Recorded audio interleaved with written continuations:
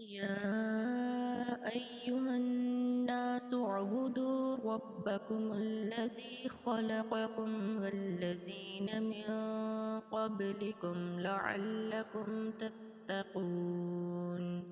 الذي جعل لكم الأرض فراشا والسماء بناء وأنزل من السماء ماء فأخرج به من الثمرات رزقا لكم فلا تجعلوا لله أندادا وأنتم تعلمون وإن كنتم في ريب مما نزلنا على عبدنا فأتوا بسورة من مثله وادعوا شهداءكم من دون الله إن كنتم صادقين فإن لم تفعلوا ولن تفعلوا فاتقوا النار التي وقودها الناس والحجارة أعدت للكافرين وبشر الذين آمنوا وعملوا الصالحات أن لهم جنات تجري من تحتها الأنهار كلما رزقوا منها من ثمرة رزقا قالوا هذا الذي رزقنا من قبل وأتوا به متشابها ولهم فيها أزواج مطهرة وهم فيها خالدون إن الله لا يستحيي أن يضرب مثلا ما بعوضة فما فوقها فأما الذين آمنوا فيعلمون أنه الحق من ربهم وأما الذين كفروا فيقولون ماذا أراد الله بهذا مثلا يضل به كثيرا ويهدي به كثيرا وما يضل به إلا الفاسقين الذين ينقضون عهد الله من بعد ميثاقه ويقطعون ما أمر الله به أن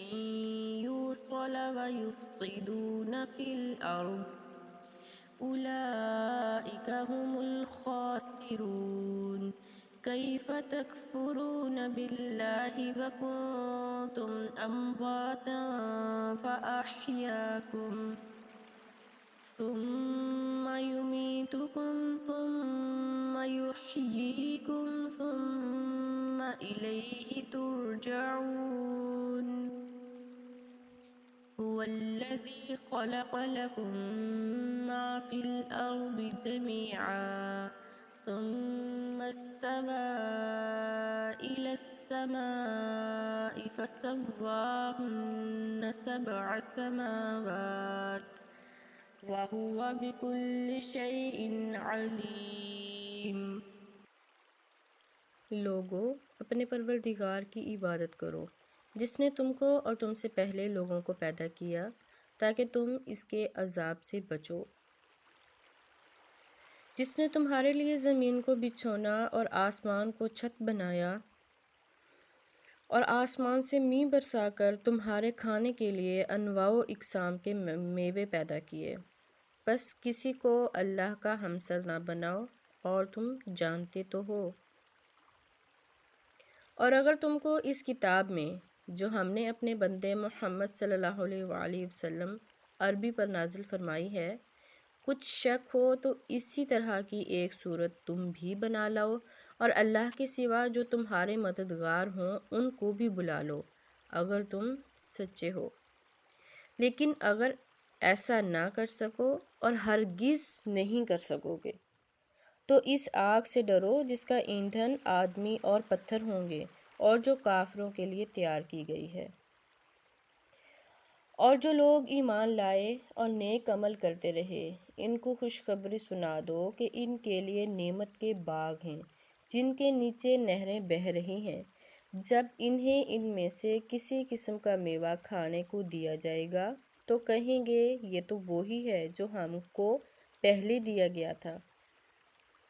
اور ان کو ایک دوسرے کے ہم شکل میوے دیے جائیں گے اور وہاں ان کے لیے پاک بیویاں ہوں گی اور وہ بہشتوں میں ہمیشہ رہیں گے۔